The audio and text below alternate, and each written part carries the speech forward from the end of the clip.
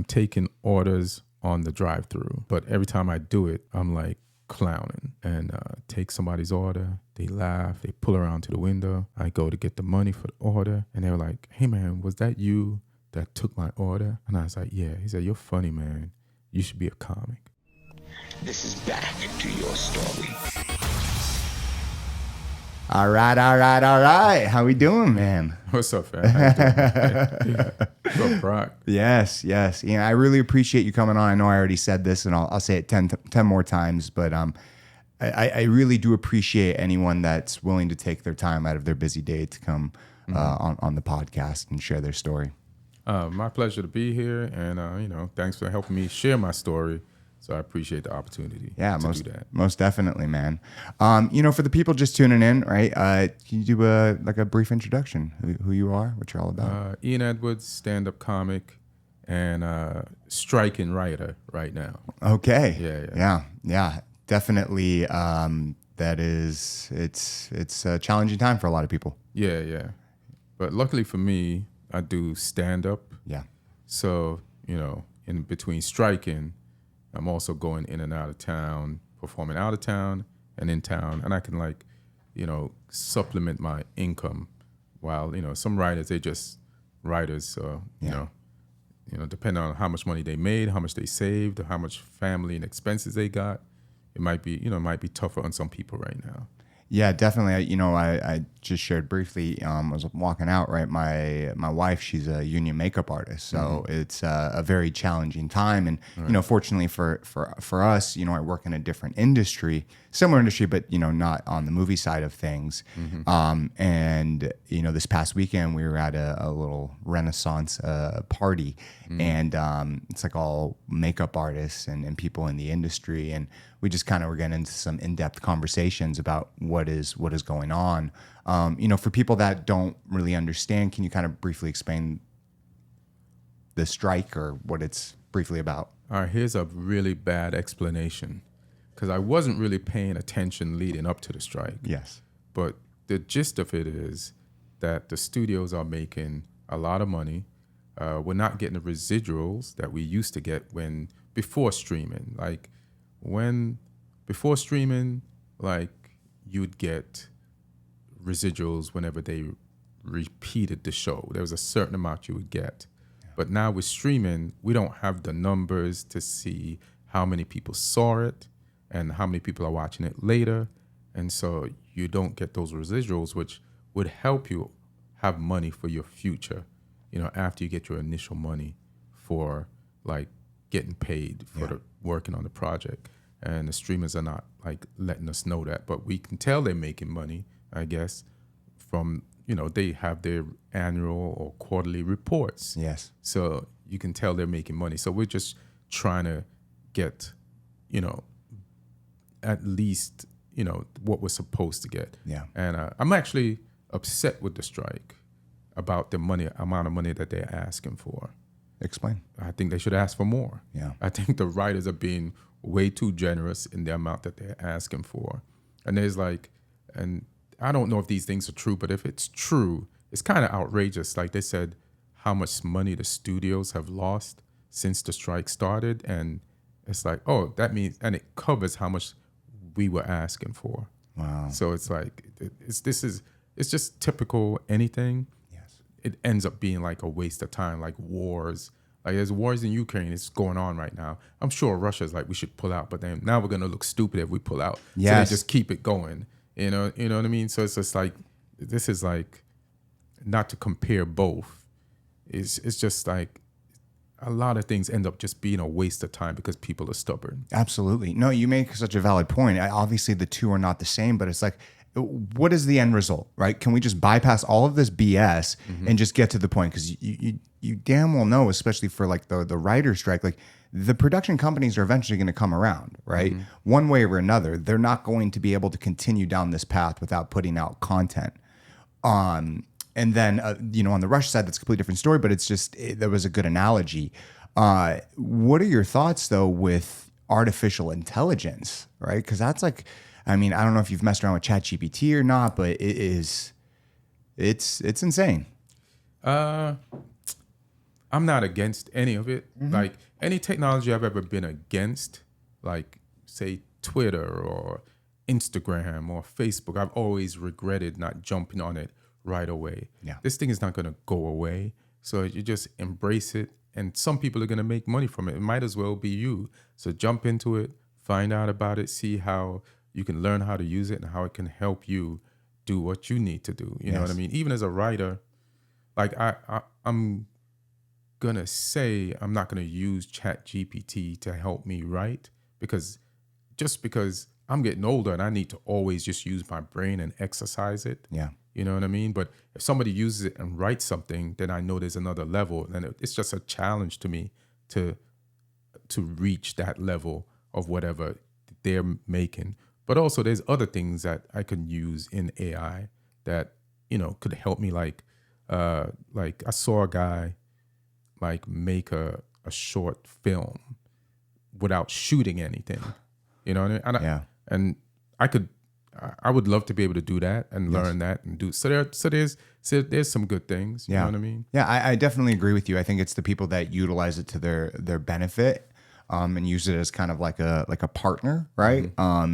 It's definitely going to be an asset. I mean, even like if you were around when the calculator came out, right, and the schools banned it and they didn't allow it, and it'd be funny to go back then and see the people who were against the calculator and the no calculator marches. Yes, and people setting calculators on fire on a bonfire and just saying this is the devil, and just to see the history of things like that. Like they did this with the Beatles. When they burned, you know what I mean? Now you'd never think that anybody was ever against it. They said the Beatles' hair was long. That shit was crazy. 100%. It just how was the Beatles' hair long? That was one of the things that people were against. It's like it's the shortest hair I've ever seen on any musician. Absolutely. Compared to what came after. It's it's just change, man. You know, people. You can either embrace change or you can be afraid of it. And it's going to happen one way or another, like it or not. And with that being said, I want to talk today about Botanic Tonics Feel Free. It's an absolute game changer, guys. For me, anytime I start a podcast or anytime I want to go out, but I don't want that hangover and you just need that social lubricant kind of to take that edge off, this is my go-to choice. It is one of those things that gives me a clean energy boost without the jitters. Once again, a social lift without the hangover and focus enhancement without the crash. Check it out today. You get $40 off plus free shipping when you use the code BTYS. Hit the link in the bio. Let's get back to it. You know, for you and your story, where does your story originate? Like from birth? Yeah, the beginning. All right. So I was born in England to Jamaican parents who, you know, had moved to England to Jamaica used to be a colony of the British. So, you know, there was this colonization in reverse where, you know, England had a lot of territories like India, Pakistan, places in the Caribbean, parts of Africa, and people from those places moved to England to help like kind of build it back like after the war and after, you know what I mean? So my parents were like one of the generations of that. So then me, my brothers and sisters were born there. So we're like British, but we're also Jamaican. Like the food we ate was Jamaican and our relatives were Jamaican. And then I had a mixture of friends. I had a Pakistani friend and a white friend. And I was in London and it was mixed. And I went to Shepherd's Bush. No, which school was that? I think, why can't I remember the name of my school? It was an elementary school. It'll come back to me, hopefully. Okay. And I was just in school there. And my cousins lived around the corner. Yeah. My cousins Sharon and Valerie, they were my mother's sister's kids. And they were great. And they would their high school was next to my elementary school. So in the morning, parents had to go to work. You know, basically latchkey kids. Yes. And my cousins on the way to school would pick us up and drop us off at our school and go to their school. And then I'd see my other cousins and we had just relatives. It was just like a great time. Yeah. Yeah. Yeah. You know, I that's being able to have that experience with family so close, right? I think it's so important, and unfortunately, especially here in America, we've moved away from that. Growing up in that environment, how much do you believe that is what has made you the person that you are today? Right? With community, family, being so close to everyone. Do you take that with your comedy writing? Well, I stumbled upon this idea, which is, I don't know if it's, so I was watching The Sopranos, right? Sopranos made me not believe in family. Okay, explain. Because, so The Sopranos is a TV show where they try to convince you, and it's a great show, and I love the show, but this is what all shows do. It's like, if somebody's doing something bad, he has to have a good reason for it. And so he's a gangster, but he's doing stuff. He's only a gangster to feed his family. So that's the relatable thread for everybody, right? And that's the relatable thread for people in life. Like, even the people the Writers Guild are fighting against, right? Those execs, they have families, and they're trying to contain this or keep this lifestyle to support their families. Yeah. But I see the damage of just having a nuclear family that it has. Yeah, and it's limiting to the amount of people in your family. Yeah. So my idea of family is like everybody in the world, so that you don't think just about the people who you're immediately connected to and that you know through blood. Like, if we all expanded that and say, everybody's my family, you're my family, Tyler's my family, then I just think it'll have just a wider effect. So I don't have a family, like, even though I grew up in that environment and it was beautiful, I don't have a family, but I would like to idealistically just be family with everyone in the world. And yeah, even if you have like your blood family, you don't get along with everybody in your blood family. You're not going to get along with everybody in the world. Right. But just the fact that you try is better than not trying and just isolating yourself and say, only these people over here are my family. Yeah. I think that's very limiting. Yeah, I agree. This is something that I've heard before from like astronauts that are up in the space station, looking down on Earth, like trying to really comprehend like wars and genocide and starvation. Like it just doesn't make sense. It just doesn't. And not from up there, right? No, it's not crazy, from up right? there. Not from there at all. And what was crazy is recently I saw an image. It was of a satellite taking a picture of Earth, I don't know, thousands of miles away, and how small Earth looked and all the stars around it. We are just a small little speck of dust, and we think that our lives are so freaking important. And you're right. We like this. There isn't, the Chinese and the Americans and this, that. No, it's the human race. And if we looked at life more like that, I think we'd get along a lot better. Yeah. Instead of like I watch soccer, have a podcast about soccer. And then there's the fans of my team versus the fans of all those teams. And that's good for because it makes you a part of a bigger group than if you weren't into soccer. Correct. But it also separates you. But it also, if you all just love soccer, then it also still makes you a part of a bigger group. So it's just, I'm just trying to expand. That's why I don't dodge like AI or any of that stuff. I'm just trying to always stay open, always expand, and always like just accept new things and new people and see where it takes me. You know what I mean? No, that's a really good perspective to have. And it's like individuals that absolutely you have your team, but you love soccer, right? You absolutely love soccer. So yes, we can have this team, you can have that team. But at the end of the day, when two individuals come together that have a love for soccer, and, can talk about this stat and this goal and this play, right? You can connect on a deeper level, which is very, very unique. Yeah, there's a lot of blasphemy in my life. Like I say the thing about I don't believe in family. I feel like everybody's a family. Like, I'm a Manchester United fan, right? Yes. And you're supposed to hate Man City. It's like if you're a Clipper fan, you're not a Laker fan, and vice versa. And you're supposed to, but I'll like players on Man City.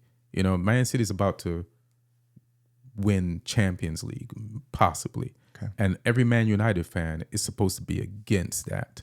But I'm not against that because I love football and they're a good team. Yes. Now, I do still wish it was my team, but I'm not against Man City as much as other Man United fans are. Yes. Now that we're on this topic, it just baffles my mind. Here in America, we call it soccer. Around the world, they call it football. I know you've gotten asked this question a million times, right? For me, and a lot of people out there, it just seems so stupid, right? Like football, right? Like I believe that's what it should be called. Why do Americans call it soccer and American football that you kick? It's like the smallest percentage of what you do in a game. Right.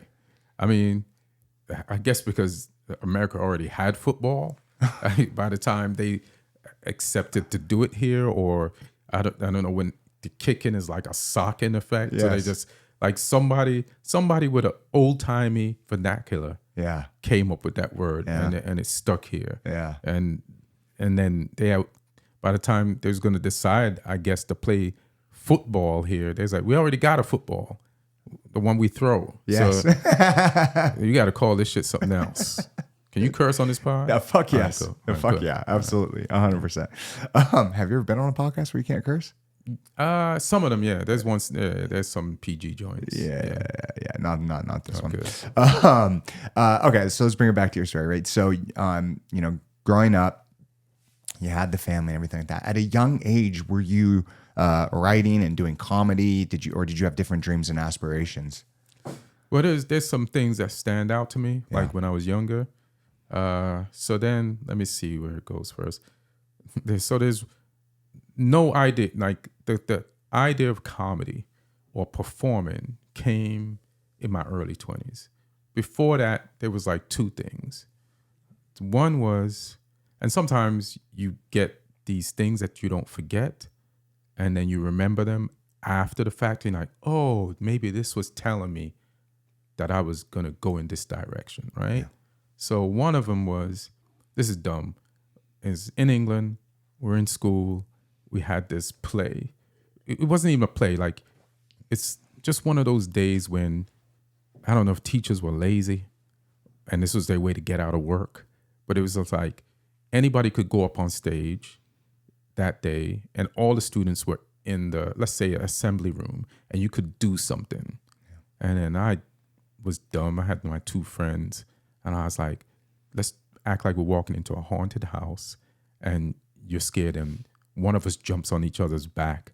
And that's as far as I'd written it. Yes. But we did that and that worked. And the whole, it's just like, you're young, you're like 8, that's funny to kids. Yes. So for some reason that stood out to me. But I had no fear at that point of going on stage. I had fear of going on stage like later on when I was actually going to start doing comedy, but nothing then. And then another moment was when we moved to Jamaica. So I'm in high school in Jamaica and we had to do a writing assignment. We had to like write a story, and I wrote this thing that everybody in the class loved. And when we're walking home one day, and now I'm like maybe 13, 14, and my friends are telling me, we're assigning each other what we're going to be in the future. And because of what I wrote in class and what they heard, one friend was like, and you're going to be a writer. Wow. And then said yes, but it just wasn't even a possibility in Jamaica for me back then. You know what I mean? I wanted to be a soccer player. So, but those things, those are two things that later on when I look back, I'm like, oh shit, I was somehow like getting information for this path. Wow. Yeah. It's so crazy how you can look back at your own life and kind of take these moments, and we all can do it, right? Mm-hmm. And especially for your story, right? Those two key moments, right? Mm-hmm. And not knowingly kind of shaped where you're at today in a just kind of changes the trajectory of things. Mm-hmm. Back when you were younger, before you moved to Jamaica, were you playing football? Yeah, I was playing football. Yeah. So soccer, football, whatever. Yeah. Was that kind of like what you thought was going to happen? I mean, I didn't even. Yeah, I wasn't thinking.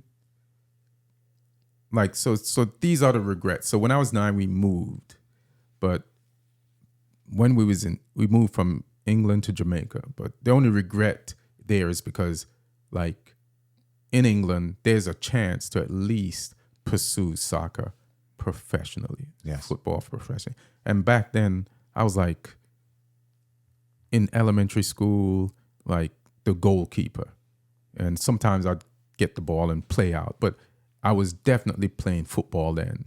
So I feel like if I had stayed, I would at least fell into the system of youth soccer that they had there, which could have possibly led me in the direction of like continuing on to see if I had the ability to play pro, or at least had the training, the free training to test and develop skills.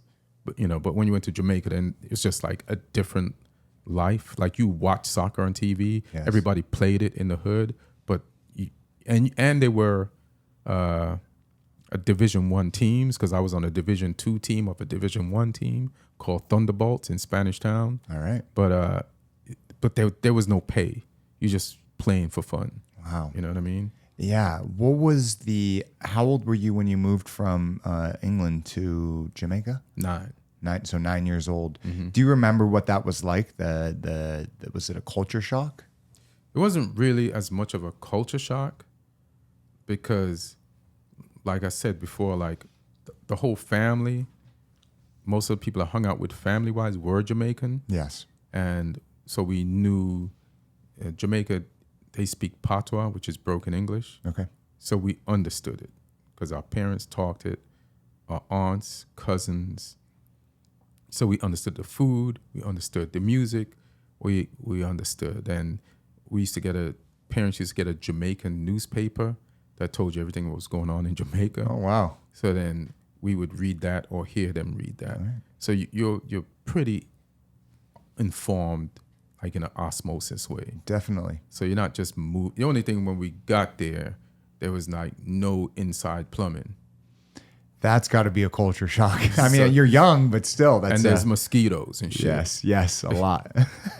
and it's hot. Yes. You expect the heat. But but I don't even really remember saying one day, man, this is hot. Yeah. You just get so used to it. You For get sure. there so early, And then there was no Christmas. There was Christmas, but there's a hot Christmas, and there's no Christmas gifts.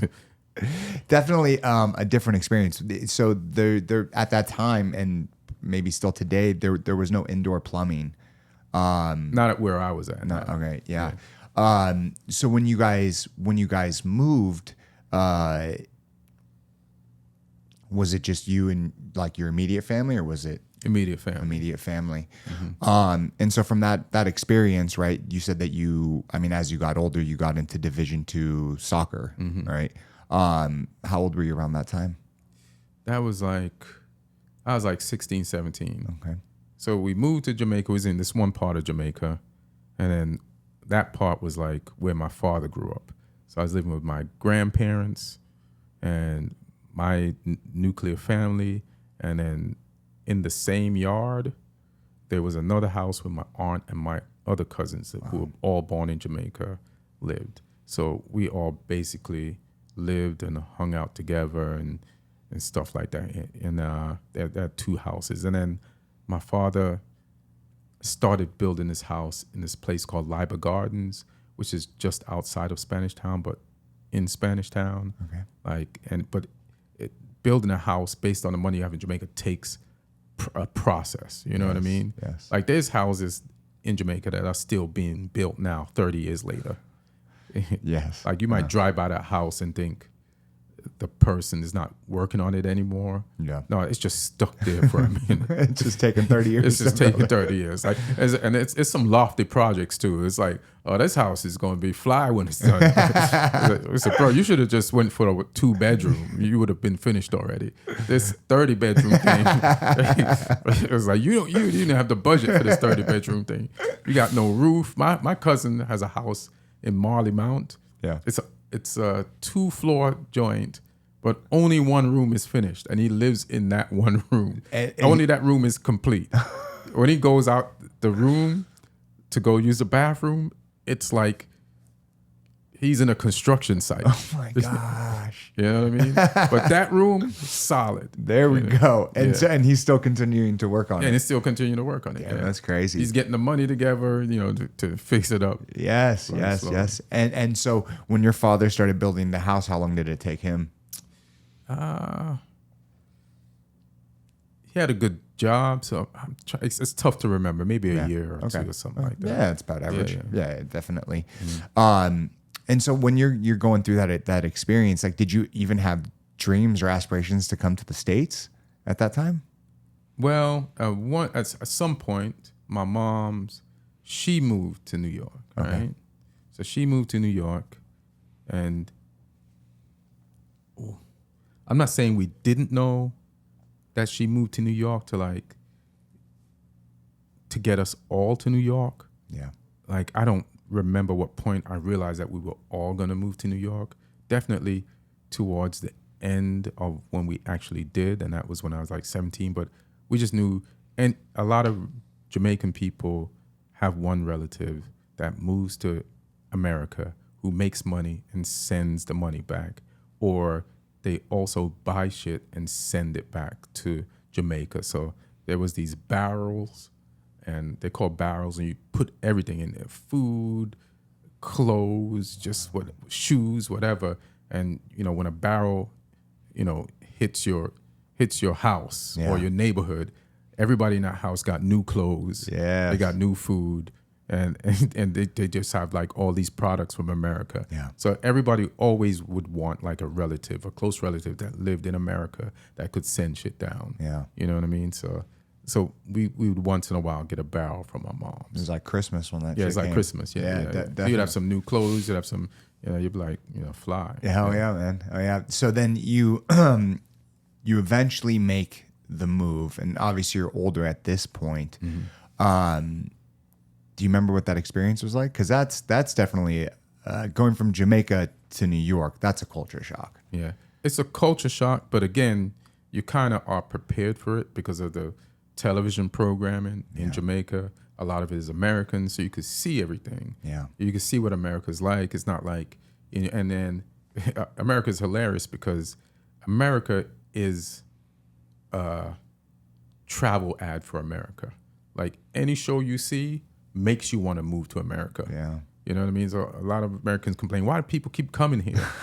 Well, stop putting out these ads, motherfucker. Like any high school movie about love or, just has every ingredient of what a third world country doesn't have. Yes. Like, there's plumbing everywhere. Yeah. They got phones everywhere. They got like so many things that you won't think about that other places don't have. You have, and everybody's like, I aspire to that. Like, I want to get some of that. And everybody is in most of the movies look rich and has something. So it's like a fucking travel brochure.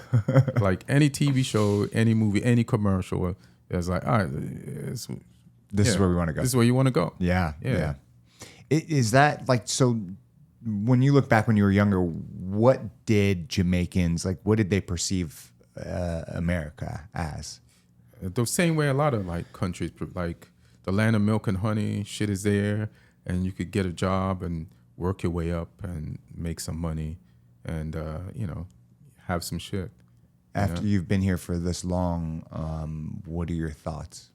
I mean, it definitely is that, but then just like every other country, it has its flaws. Yes. You know what I mean? So it's like, where do you want to live, and with whose flaws? You know what I mean? Yeah.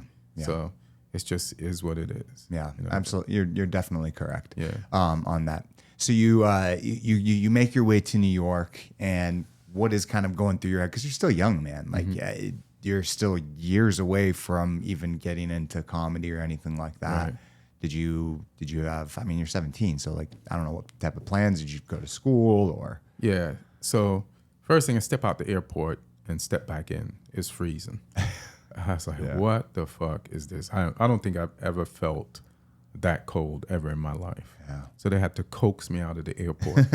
And I had on my warmest shit. But Jamaican warm shit and American warm shit is two different. I should have had on all my shit, not my warmest shit. You know what I'm saying? Yeah. So then So after 3 hours in the airport, they convinced me to come out. Yeah.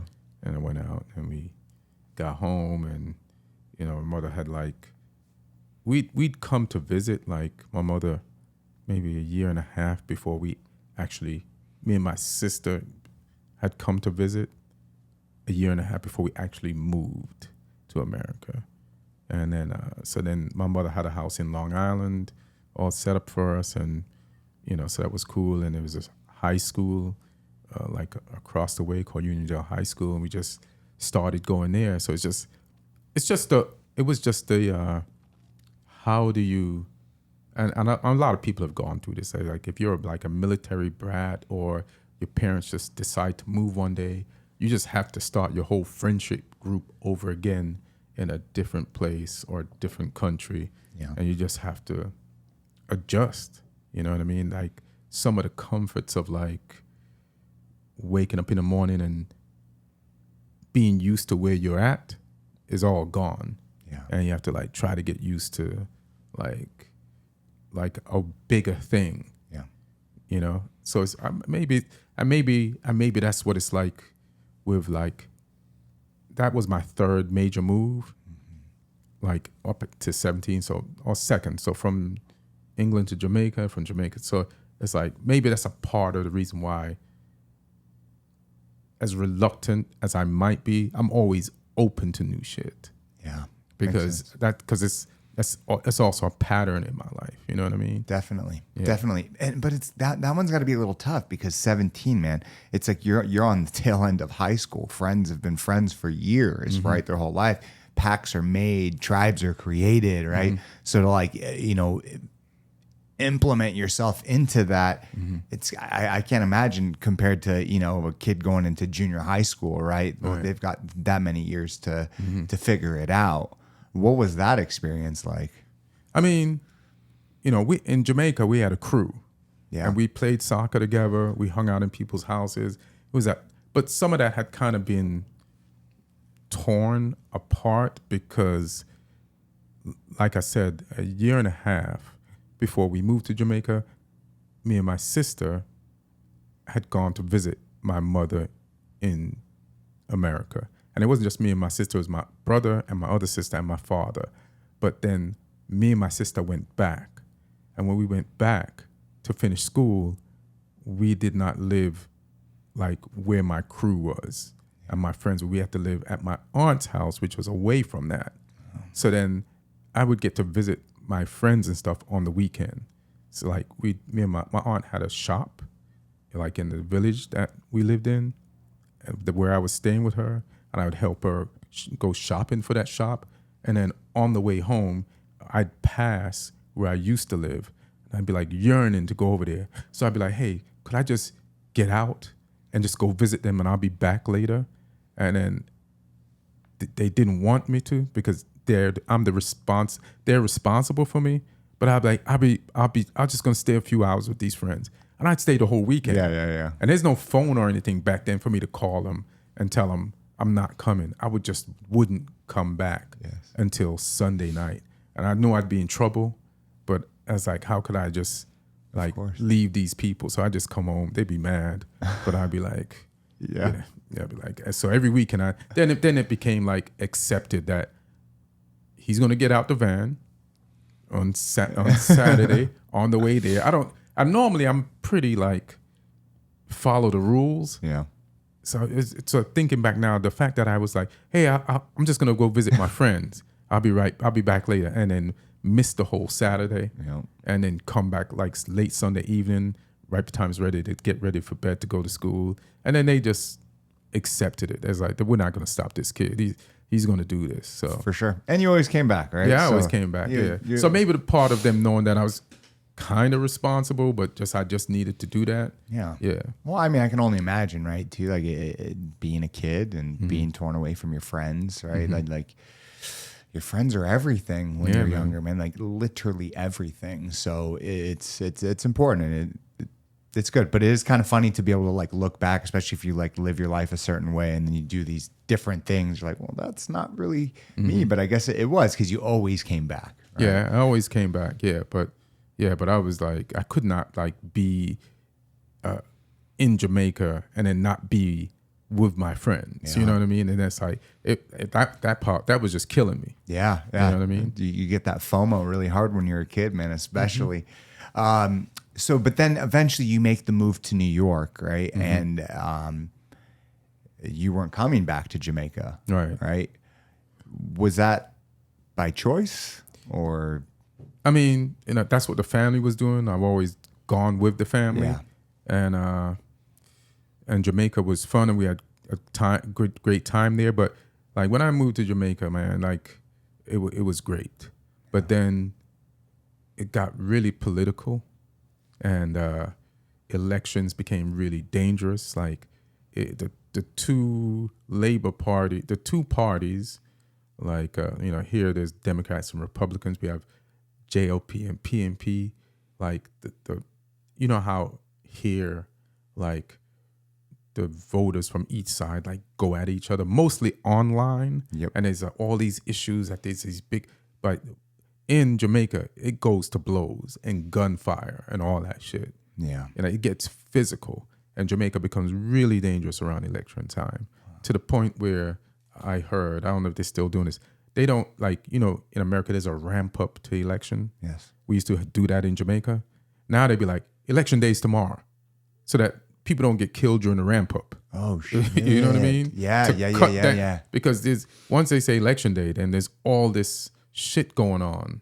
Damn. And because the people who are running for election are kind of like giving, or were back then, giving people arms and stuff to like enforce their, hold over their territory. Yeah. And people were riding hard for their politicians, and it was just like, it was getting a little crazy. So it's like, it was time to leave. You know what I mean? Yeah.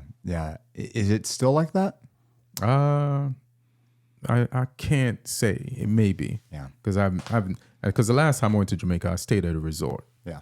But there's definitely, I can't say definitely, but politics could be better in Jamaica. Let's just say that. Yeah, I get that. Yeah, that's got to be like scary as a parent, especially being young. You're easily influenced, right? And you definitely could go down a different path. So, whatever was going on in your household in Jamaica, luckily for you, you were able to get out of that and not get sucked up into that experience. So you make the transition. So like from the time of, 17, you're in America now, to starting to like think about writing and comedy. How did that come to fruition? Yeah, I wasn't even thinking about it, writing or comedy. I was just like, the good thing about the high school, and this is why I love football, it's in every country that I've ever been. So when I left Jamaica, I played it in England. Then we go to Jamaica. Jamaica is a colony of the British, so we played football. So there was all, and then when I went to New York, Uniondale High School, had a soccer team, joined that immediately. And there were Jamaican kids there. Some of them were on the team, some of them weren't. But the Jamaican kids, whether they were on the soccer team or not, they played every evening. Like once spring started, so I'd every evening go with them, meet them at the park, and we'd play at this park. So then soccer football was like always my like home or base, you know what I mean? And it's how I met my new set of first friends. Yes. And so then it's just always there. So then would do that, and then started working at this. First I had, my parents bought a lawnmower to cut our lawn. Okay. And then I was like mowing lawns in the neighborhood. I was like walking by people's cribs. Like, man, I wonder who's mowing this person's lawn. Knock on the door, say, you need somebody to mow your lawn? And they'd be like, yeah, $20. So then I was like picking up $20 here. Like one day, for a kid that just moved to America, like in 1 week I had $80. That's good. And that was a lot of money for me. Like 80 American dollars compared to how much Jamaican dollars it took to make an American dollar, and I had 80. Wow. And I was like, and then my brother was working he'd moved to the country a year ahead of me, or a year and a half ahead of me. He was working at this Burger King, and so he was my plug and got me a job at this other Burger King. All right. Yeah. And so from that experience, right? What comes next? So the Burger King is like where like it's very influential in my life in ways I didn't expect, because the Burger King is where there was this guy in my high school. I never saw him in high school. He was a year ahead of me, but he worked at the same Burger King. And the Burger King is not even in our neighborhood. It's in this white town, like a few miles from where we live. But he worked there, and I worked there. And his name was Greg Ellis. And Greg was funny as shit. Like, fucking hilarious. Like, and I'm like a dude caught in the headlights. Like America's my headlight. So I'm just like frozen, trying to figure out how to operate as a human being in this new world. Like, you know, and trying to like, how do you even have a conversation with people? You know what I mean? And not say the wrong thing. I'm always worried about saying the wrong thing and then not knowing enough context, you know, to even have a conversation, even if I'm not afraid of saying the wrong thing. So I'm definitely going to say the wrong thing. And I'm Jamaican. I'm supposed to be cool. I don't want to look stupid. Yeah. So I just be quiet, because quiet means cool. You know what I mean? You know, when you, because everybody's like, oh, this motherfucker is just cool. He ain't saying shit. Yeah. So I take that over looking stupid any day. You know, I'm not trying to be vulnerable.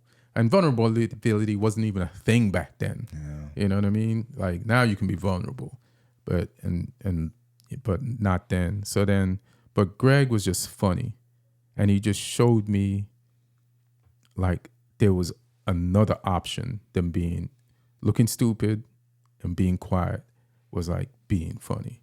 Yeah. And so that started to rub off on me.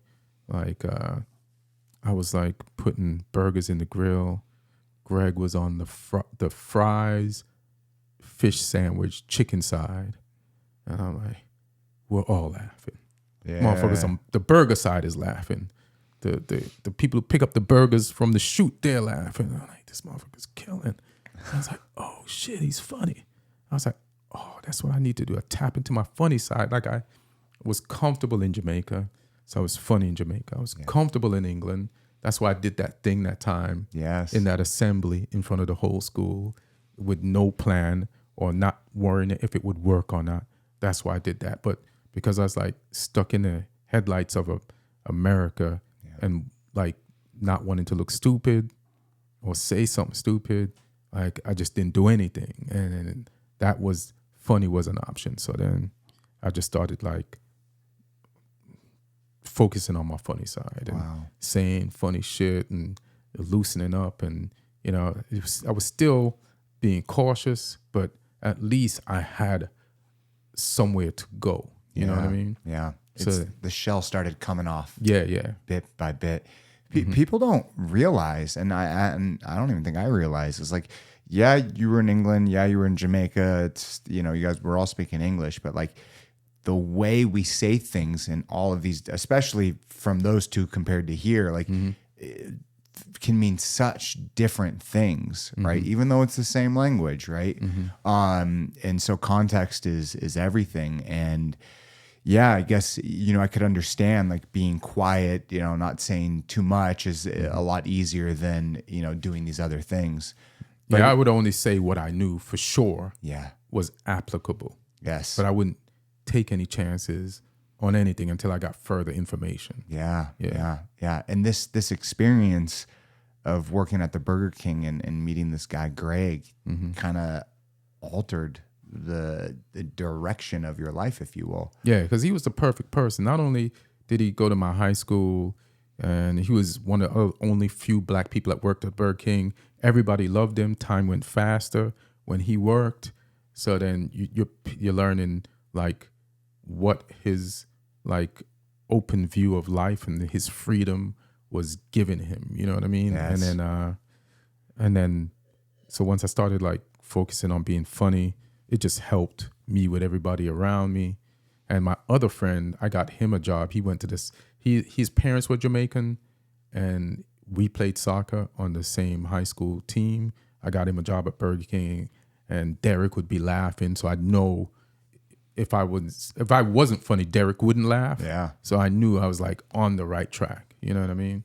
And was it from that experience that, like, who influenced you to get up in front of an open mic? Oh, so then now we're still at Burger King. Yeah. Past the time I should be there. Okay. You know Okay. I'm still there, and I'm taking orders on the drive-through, but every time I do it, I'm like clowning. I'm making it fun for the people who are coming by. Yes. To order, and take somebody's order. They laugh. They pull around to the window. I go to get the money for the order, and they were like, "Hey man, was that you that took my order?" And I was like, "Yeah." He said, "You're funny, man. You should be a comic." And it just resonated. As soon as he said it, there was no fight, no doubt. Something inside of me said, "That's what you're gonna do for the rest of your life."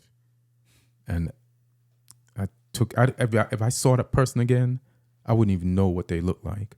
I just remember those words, and that was the moment. And then because of Greg, he always used to spend his money on these records at this place called Tri-County Flea Market.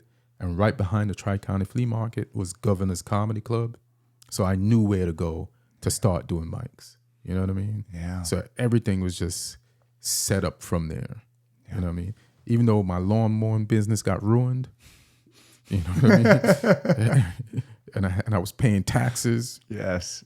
From my minimum wage, Burger King check. It like at least it led to something. Yeah. Wow. What do you think that is? Like that moment where heaven's gates open, the fucking world opens up, and it's like, I just never question those moments. Like when you know, and I just question the things in society that ignore that other sense that we all know we have. Yeah. It's never talked about. How many senses they tell us we got? Like five? Is it five? Five, right? Yeah, five. Five. It's like, no, you know there's one more. Hell yes, there is one more. You know there's at least one more. It might be the most important thing. Yep. Because every time I followed it, I've been good. 100%. You know what I mean? 100%. It's just, for some reason, I just never question that thing. When it hits, it hits. And I'll be like, that's it. Yes. You know what I mean? Yes, absolutely. That I don't know, gut or intuition, whatever that thing is inside of us, right? Mm-hmm. I always talk to my wife, and I got this saying, I was like, don't follow your heart because it's got emotions attached to it. Follow your gut. Yes. Right. But a lot of people will follow their heart, and there's all of these conflicting signals that get, brought up in that, where it's like if you just follow that gut instinct, it's always going to lead you in the right direction. Right. But so that's phenomenal. So then, do you remember from that individual telling you, how long did it take you to do an open mic? I don't remember how long, but it wasn't that long. Yeah. And I just started immediately. You know when you're excited about something? Of course. So you just like say this podcast, I don't know how long it took you to start it from the moment you realized that this is what you should do. Yeah. But like I started, so I said, how am I going to do this? So I always started listening to all comedy albums like Eddie Murphy, Richard Pryor, Bill Cosby, George Carlin, just whoever. Yes. Just to learn from them. And then so I do that. And then I was like, how am I going to get material? And then I was like, well, you make people laugh all the time. Start writing down some of these things that make people laugh. So every time I was funny in front of somebody, they wouldn't see me, but I'd like either make a mental note or excuse myself immediately and go write that shit down and then come back. Wow. And so I was just doing shit like that. Yeah. Yeah. And so I got two questions, but I'm gonna ask this one first. Like do you remember the first time you got up on stage? And oh yeah. What was that? Terrible. It was terrible. Bombed my ass off. But you came back. Yeah, this is the reason why I came back. So I had the jokes from talking to people. So I had that. So I had like a 5-minute set. And I'd been going to watch the open mics. So when you watch the open mics, you're watching other people do it. You're getting an idea. You're collecting data, and so now it's that night to go. And I told people I was going to do it, and they came because he was the second funniest guy at work. Yes. You know what I mean? So why not come check him out? So, but when I went on stage that night, I had no idea how nervous I would get. Yeah. And I didn't know how bright the lights would be. Like, they just blinded me. Like, every time I went to the open mic, I never went on the stage. I'm just watching. And I never knew just how blinding stage lights are. And I was like, oh, later on I was like, this is why when the cops pull you over, they shine their light on you. What's the word? Disoriented. It does that to you. And that's how I was on stage for the entire set. Yeah. Like, trying to adjust my eyes, stumbling over the jokes because of nervousness. And on top of the nervousness, I'm blind. You know what I mean? So then, but the last joke, I was like, pulled it together for the last joke. And I said it clearly and people laughed.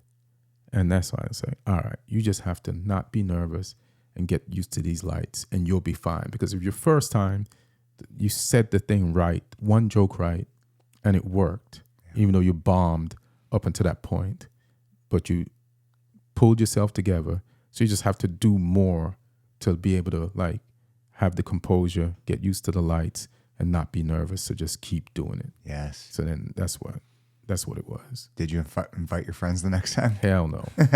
I've never invited anybody since. Yeah, that's I mean, especially your first time. Shit, man. Yeah. That's Huge mistake. yeah, definitely. But it is kind of crazy that, where a lot of people would give up after that experience, right? Because failure is hard, and it is fucking hard. But out of failure comes strength. Right. And if you can push through, right, there can be gold at the other side. There can be that thing that you're trying to get to.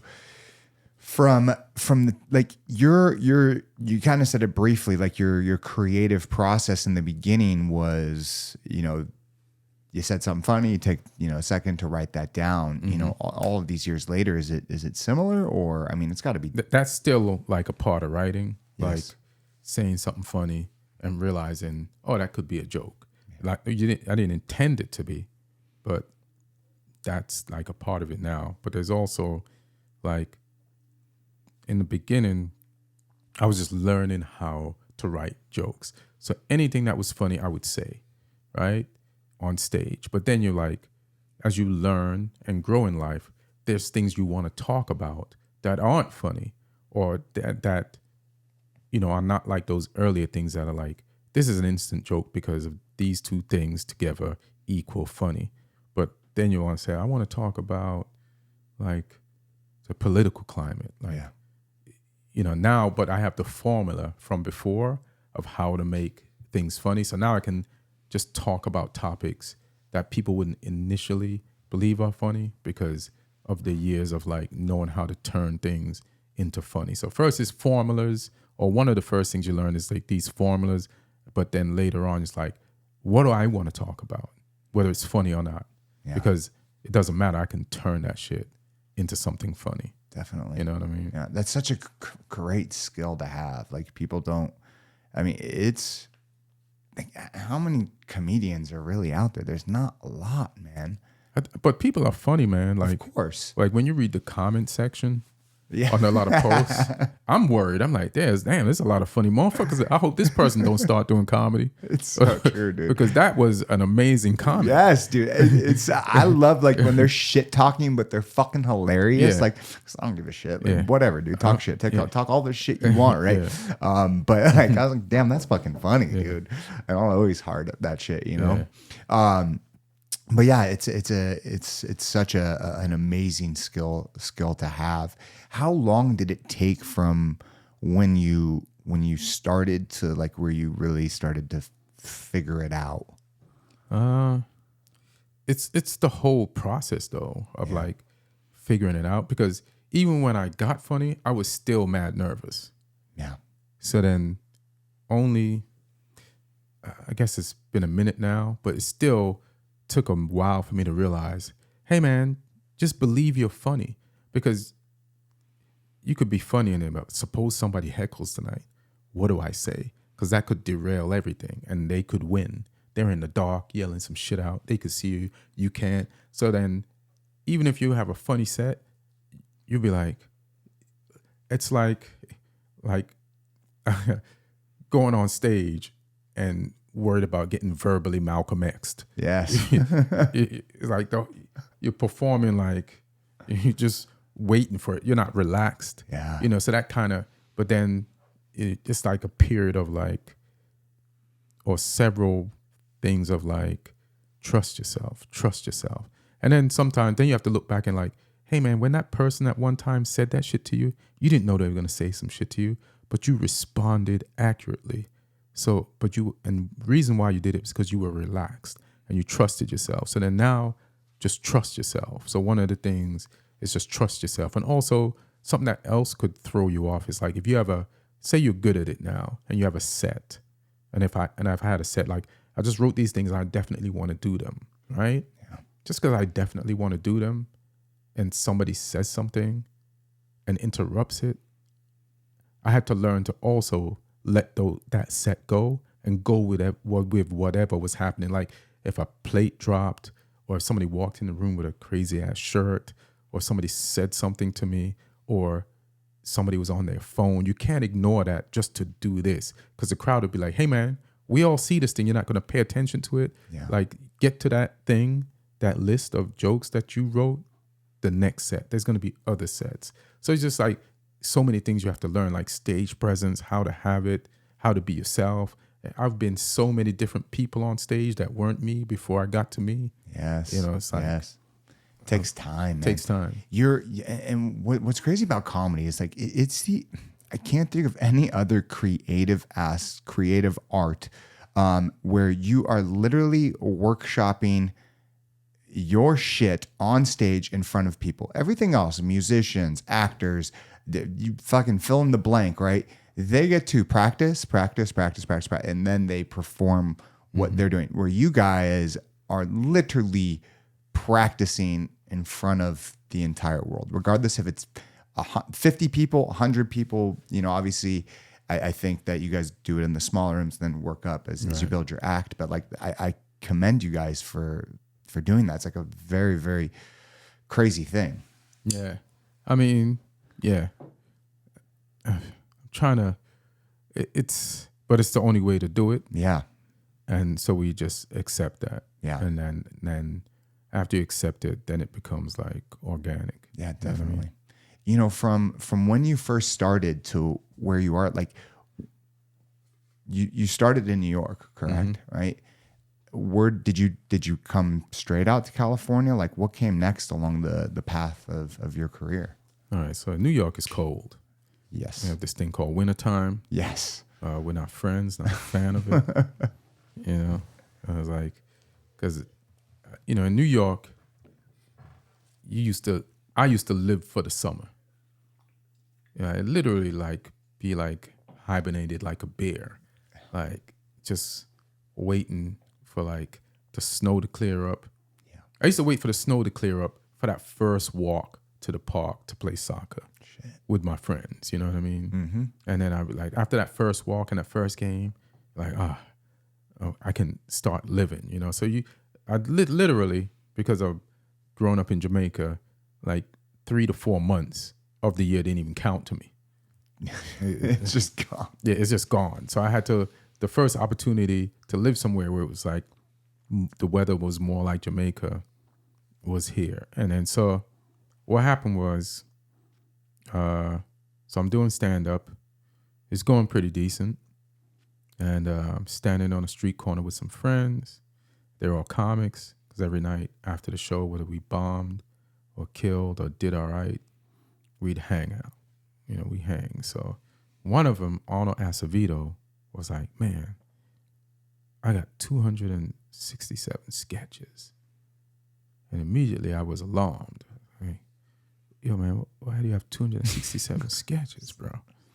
He said, just in case I get a job writing on SNL, I'll be ready. And every week I won't have to like try to come up with a new idea. I'll just pull from my library of 267 sketches. I was like, motherfucker, I don't got 267 sketches. What the fuck am I going to do? How do I get 267 sketches immediately? And why didn't he tell me he was doing this? I would have been doing it with him. This is bullshit. So there was this fear and panic that set in. And then that voice again was like, calm down, Ian. You come up with ideas for sketches all the time. And you say you're going to write them down. You never write them down. Start writing them down one by one. And in a year or whatever, you'll have 267 sketches. So then immediately after that, I just started paying even more attention. And then I started thinking like in anything that couldn't be used on stage, but that was funny, like that idea that we used in the assembly when I was a kid, anything like that, I would just write it down, go home, and like write out the full context of it or write out the whole sketch of it. So then I was like, start slowly starting to stockpile. Also, I didn't notice that the way I did stand-up and the way I learned it from like watching all those people that I used to listen to their albums or watch their specials was kind of in a sketch format anyway. It'll be like a one-liner that I'd like explore all the avenues of the topic so that it'll always end up in a story, which is basically a sketch.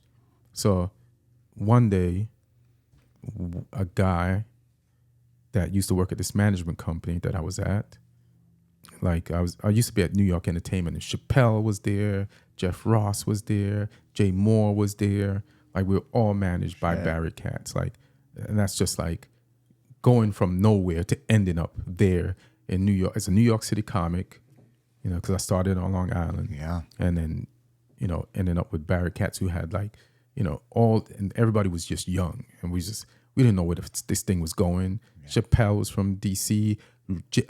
Rogan was there. He was managed by somebody else, but he was at the same club, the Boston Comedy Club. So everybody, you know. So damn, I lost my train of thought. What was I saying? Well, you were talking about the sketches. The sketches. So the guy who used to manage with Barry started running this other club. And he called me one day, and because he knew me from when he was with Barry, he was like, hey, they're auditioning. They're looking for writers for a show in LA. Do you want to audition? I said, how do I audition? He said, just do your stand-up. So I was like, all right. So that night I went to the club. There was a bunch of us. Godfrey was there too. Yeah. And we all did our stand-up. Then he hit me up later, said, she liked you. Here's her number. Or she called me. And then she's like, do you have any sketches? And then I had those sketches. And I was like, yeah. She said, so I sent her, I had 3 written out and some other ideas I picked. And I filled them out. I wrote them all that night. Damn. And then sent them to her. And she's like, all right, you got the job. The job's in LA. And I flew to LA in like the January of that year and wrote on that show for like 3 months. Then it got canceled. But then I was like, I'm going to stay here. Damn. And I was in a car with my friend who's also from New York, who also got a writing job on a competing show, right? And we was driving around, and my show got canceled. I think his was still going on. Mobb Deep was playing, and they were saying, scared money don't make money. And then that hit me. Because my show was canceled, but I had this money that I never had before. So I could go back to New York, keep doing stand-up, and like add my stand-up money on top of that. But then that song, that line, scared money don't make money, what it meant to me was like, stay in LA, and even though you don't know where your next writing job is going to come from, I feel like you could get another writing job.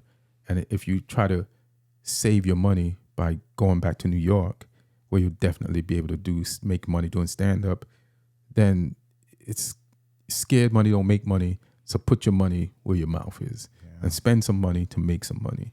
So that's when, I didn't even have my own apartment yet. when the show was canceled. I was staying at a friend's house. So that's when, after that song, I just got my own apartment and stayed here and continued to like get writing jobs on shows and then getting back more into stand-up because I kind of fell off the stand-up for a minute, but then I started getting back in. It's so crazy how in your story there's these pivotal moments that you can kind of look back on, from the gentleman in the drive-thru or lady, whoever the fuck said that, right? Yeah. To flash forward to this. I mean, even back when you and your friend did the little skit when you were 8 years old, right? It's like these little launching pads can take you to the next thing. Yeah.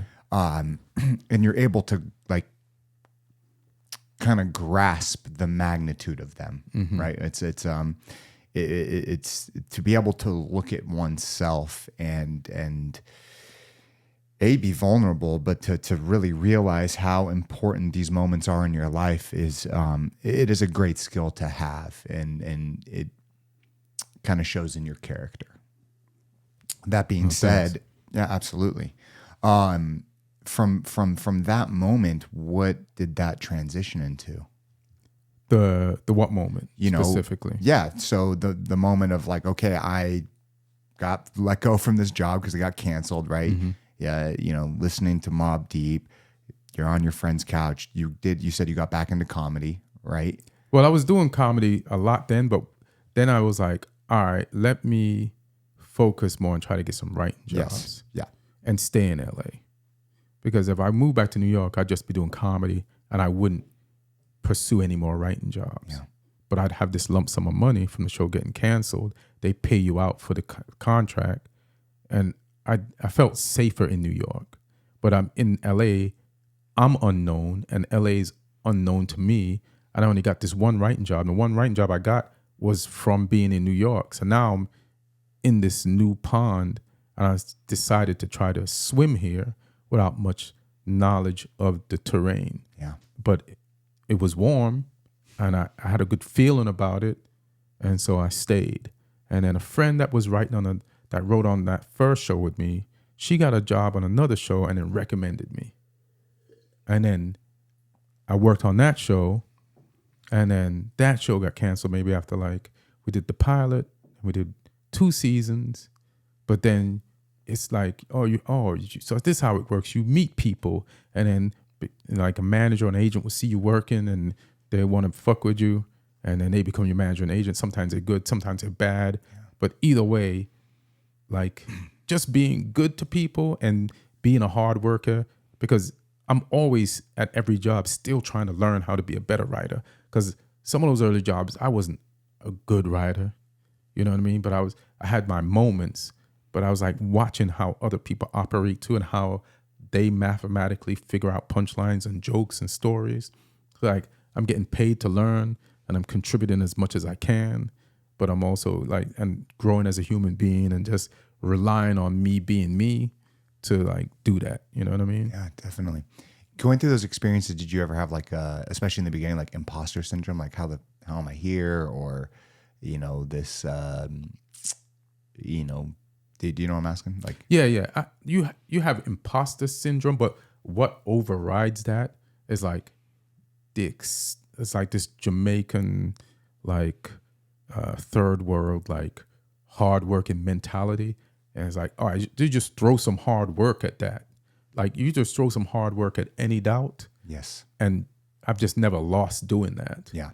You know what I mean? Yes. So it's like if I wanted to be on a soccer team and it's like, you can't, when I was in Jamaica, I was small, because there was a point when we didn't have a lot of money. So I didn't eat a lot of food. And my sisters were terrible cooks. So I didn't want to eat even the food that they made. And I'm trying to make the soccer team. And they're not letting me play. You could do all the physical, what are those? All the drills, all the running, cross-country shit to get your endurance up. Yeah. But when it came down to scrimmaging, which is where you determine who's going to play on the team, they would never let me in high school. Yeah. But then I would just keep going. You know what I mean? And then keep going and keep playing until one day there's hey man, this dude can play a little bit. Mm-hmm. But they didn't want to let me play because I was little. So it's like just seeing my parents always like, hopping from country to country and work and getting to each country, not having anything. My mother came here, like, and we came to visit her in an apartment. Next time I came to visit her, she had a house. Damn. You know what I mean? Yes. She didn't start here. She's in probably her 30s or 40s. You know what I mean? Yeah. She's just grinding. So it's like I just know you gotta bust your ass. Yes. And the outcome will most likely be in your favor. Absolutely. Yeah. That is so important to have, right? Mm-hmm. That work ethic, that just let's fucking do it. And I'm going to work 10 times harder than the next Mm-hmm. person, regardless if I'm supposed to be here or not. Right. And I know, like, when I started comedy, that first set, I never forgot how terrible I was. Yes. And then I was good enough to get the first job. So I busted my ass from that point on to there. So the same bust your ass formula just applies for everything. Yes. You know what I mean? Yeah. Do you look at life as a formula? Nah, I mean, yeah, there's like certain formulas, like, especially in show business. Like, I have a friend, he's funny as shit, but he's also a really good person. I have a few friends that are really good people, and they're really far and really successful. And I'm like, I'll take their formula and apply it to my life. You know what I mean? Yes. Like, they're fun to be around. They don't make work feel like work, just like Greg didn't. And I also had to learn, like, when it's time to deliver, like if you're working on a job, don't let your doubt of your abilities like ruin the time that you have. Don't let it like your self-doubt interrupt how much fun the job could be. Yes. Because they don't, and they always nail it. So then I had to fight to get to that point within myself too. Yes. You know what I mean? Like that trust again, you know what I mean? So this is all a big like trust exercise. I'll always get to a point where I realize I don't trust myself again. And then I have to like put in that reminder, you know what I mean? Yeah. Does that still happen to this day? Yeah. Because especially if you're like every time you get a new writing job, yeah, you don't know most of the people there. You don't know how they're going to see you. You don't know if you're going to do good at this job. It might be a level above. They're going to pay you more possibly. So you got to live up to that price tag. They're going to, everybody wants the headline. So you start out hosting, then you want to get to feature, but then you want the headline. When everybody comes to see you, there's the pressure of that. Like when you were just featuring, you were just the surprise on the bill that everybody, oh, that guy was funny. I didn't expect that. Yeah. Even though I came to see this guy. And so you get, but now they came to see you. Yes. And so it's like, am I really as good? Am I really good enough for people to come to just see me? Yeah. So, excuse me. There's always those things that could just get in your head, but you just gotta just fight through it.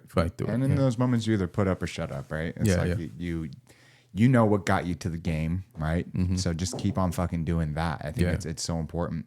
As you look back at your own story and you started writing and things did start to take off, looking back at everything you've been through, like, did you ever think that you'd made it in California this long and just kind of done the things that you've been able to do and lived the experiences that you have? This is how I look at it. Like, from the moment that dude said, you should do comedy, there was no other option. Yeah. You know what I mean? And that's the grateful thing, like, yeah, that's what I'm supposed to do. That's the first time in my life. Even though I wanted to be a soccer player before that, I've never felt that moment, like when he said that. Like, it was overwhelmingly like that was the thing to do. So then you don't like, so even when I was struggling and I wasn't funny, it's supposed to be like this, but you keep pushing, you get funnier. This is just it. Yes. But there's no like trying to do something else. You know what I mean? So I just keep doing it. Yeah. I mean, you had no plan B. No plan B. Yeah. Because I'm not getting a vibe or a message for a plan B. Yeah. The only thing I'm told to do is this. Yeah. Do you think that people that have a plan B are just setting themselves up for failure for plan A? I don't know, because I can't apply my life to everyone else's. Yeah. So I have no idea, to be honest. No, I respect that's a really good answer. In for the life and the being a comedian and everything like that, like what did your family think, especially like all these years later? It's pretty hilarious because, most immigrant parents, and I have other friends whose parents are immigrant, but from different backgrounds. They might be Persian or they might be Indian or just whatever. But all immigrant parents did not move here, bust their ass for you to be like a comic. Yeah. You know what I mean? They came here for you to like be a doctor or a lawyer, to like, so that they could be comfortable knowing that you're comfortable. Yes. You know what I mean? So I didn't tell my parents at first. I was like trying to finish up college when I started like dabbling, but it was definitely interfering with college. Yeah. And and then the way the first set went, I'm not bragging to anybody about this. No. Yeah. When did you eventually tell them? I was just talking to my moms the other day because I remember one day was my birthday, and I was doing this show. I was hosting this club in Long Island, and it's like in the middle of the show, these black people showed up, and I'm like, hey, that's my uncle, that's my mom's friend, that's my dad. They found out. And then they just showed up to the show. And I was talking to my moms the other day. And I was like, how did you even know about that show? They said they found like, you know how they have the LA Weekly? There's like every town has a version of that. Yeah. And I left like a version of that around the house. And it had like where I was going to be performing at. Shit. And then they told people. And then they showed up. So they all showed up. And she said they'd call the manager and shit. And he said, yeah, we'll coordinate it with you. So they had these seats open that I didn't notice were open. And in the middle of the show, these black people would just walk into this white comedy club. And it's people I know, family and shit. Did you, how'd the set go? I only had 5 minutes left. Yeah. And when I saw them, it did like 1 minute of that 5 minutes and bounced. Okay. And brought up the headliner. I'm like, I'm not doing this in front of them. Smart move. Did that. Yeah, that's so wait, they ended up calling the place and said like we're gonna do this and the person, when I just spoke to my mom about this a few months ago, told me that, yeah, we'll help you organize this. That's awesome, man. Not for you, but that's awesome. Yeah. It's a great story. All these years later though, like if I were to ask your mom what she thinks of your career, what would she say? She's cool with it because like I've been doing it for a while. Yeah. And she's come to shows. She's seen me on TV. Yeah. She's watched some of those TV shows that I've written on. She's met some of my friends who are like, she met them before they were on TV and successful, and she's seen how successful they are. Yeah. And she knows them, they know her, and they'll, if I'm talking to one of them on the phone, tell your mom I said hi. Wow. And I tell my mom, I said, I saw JB, and she said, tell JB I said hi. Our moms met, different, so, they know, like there's people in my family that knows comics because it's through me, and then we've all known each other. Like if I had a barbecue, when my mother used to have like cookouts, I used to invite some of the comics over, and they never forgot her pink potato salad. Oh, and they keep nice. Keep bringing that up. I love that. Yeah. I love that. It is. Yeah, that's being a mom, being an immigrant mom. It definitely have to be scary. But then all these years later, to see how it's kind of come full circle, and you've been able to make a career out of it, and it's not just a fly by night. I'd be very proud of my son. When you look back at the times when you started to write, like, is that something that was in your family writing, or was it just became second nature because you were writing jokes? Like, how did that even? But it goes back to that thing in Jamaican high school when we were walking home from school after we wrote that thing. Yeah. And it took me years to realize that, to remember my friend said, you're going to be a writer. And it's like years into writing, I remembered that moment. I said, oh shit, they said that. Yeah. After I wrote that thing that the teacher read in the class. Yes. And then I'm like, this is crazy. This is fucking crazy, bro. That is. Yeah. Have these things, like, obviously it's a lot of work, but did it come naturally for you? Nah, it's just you work at it.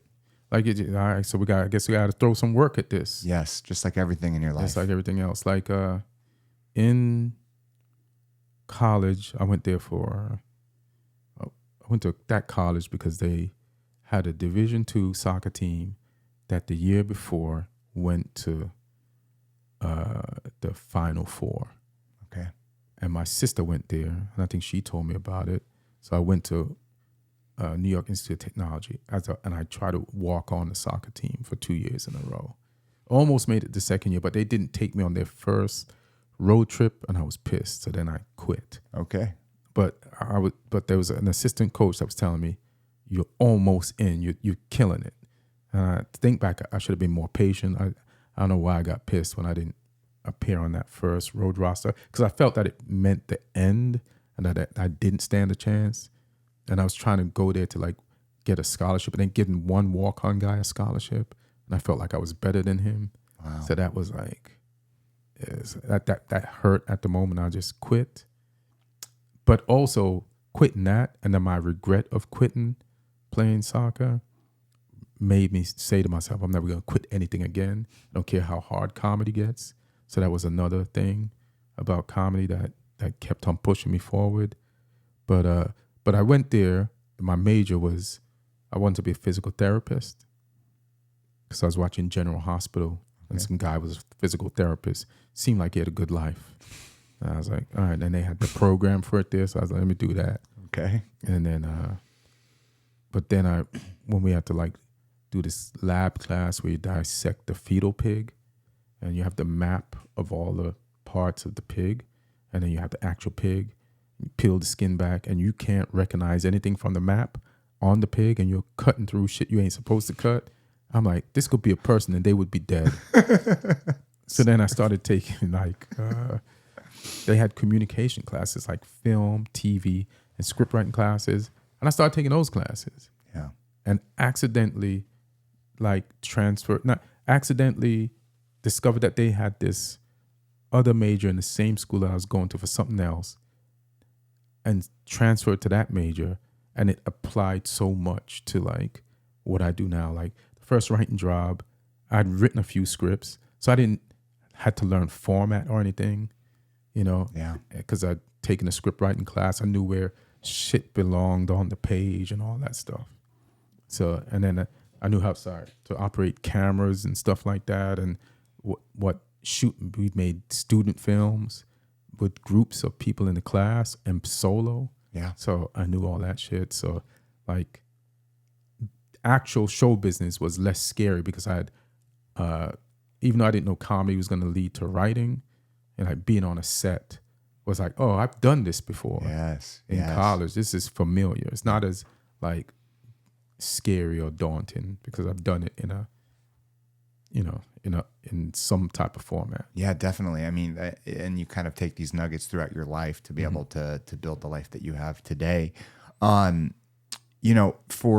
a writer, right, working on like TV shows and things like that, movies, whatever it is, like what is that writing experience like? Is it like a whole bunch of people sitting in a room and just spitting ideas and the craziest one stick? Like, how does that even work? Yeah, it's a whole bunch of people sitting in a room, and usually it's a bunch of cool people, and they're funny too. Yes. So you're gonna laugh all day. Sometimes the hours are long.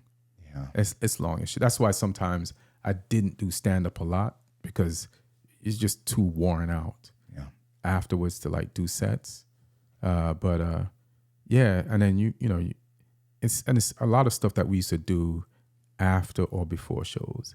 You're sitting down, you're competing with people to be the funniest person on a topic, with a bunch of comics. Yeah. And then they pay you to do that in a room. You know what I mean? Like, yeah. And there's somebody guiding, the process, like the showrunner or the EP. Okay. So it's basically that, and then they're providing food and coffee You're just and shit. Yeah. cheeks got to be hurting by the end of the day. Yeah. That's awesome, man. You know, as we start to wind this down, man, you've been able to go comedy, writing, and then you bring it back full circle with the soccer podcast, the football podcast. How did that even come to fruition? Like I said, it's always been my base no matter where I went. Yeah. And then they didn't used to show a lot of soccer on TV out here. And then slowly but surely, America started showing it more. Like I always tell people, like when I moved to America, if you told a gay person you played soccer, they would beat you up. That's how that's how little regard people had for soccer. Yes. And you just play that shit on the low. You know what I mean? Yeah. You crawl through a fence, in down a tunnel, and come out somewhere where only people who fucked with soccer were, and you just hung out with them, and then you're like, all right, then you don't tell nobody we did this. Yes. Just everybody find a way home. Yes. You know? So, but now, then it started coming on TV, and then there was some comics who were into it that played, and we started talking about it on the phone, like talking for hours about the games, and then one of them was like, yo, this should be a podcast. Yeah. And then we just started the podcast. And then over the time, the characters have changed, but yeah. That's smart though. You know, it's a good niche, man. And instead of doing, you know, the comedy podcast and that everyone else is doing, and you know, you found something very, very unique and special, which it is kind of crazy to see how much, you know, soccer has grown over the years in the States. And I mean, it's obviously the number one sport worldwide, and it's getting bigger and bigger here in the U.S. When you look back at your younger self, if you could tell yourself anything, what would it be? It wouldn't even just be, I mean, I feel like I did it. Like the advice I would give is like, listen to yourself and trust yourself. And because I'm still on the journey of that, I wouldn't have to do that now. But I would advise people to like listen to themselves and just trust ourselves more. There's things we know that we don't know. Yeah. I like that. Yeah. There's things that's very, very true. When you leave this world, you take your last breath, what do you want your legacy to be? I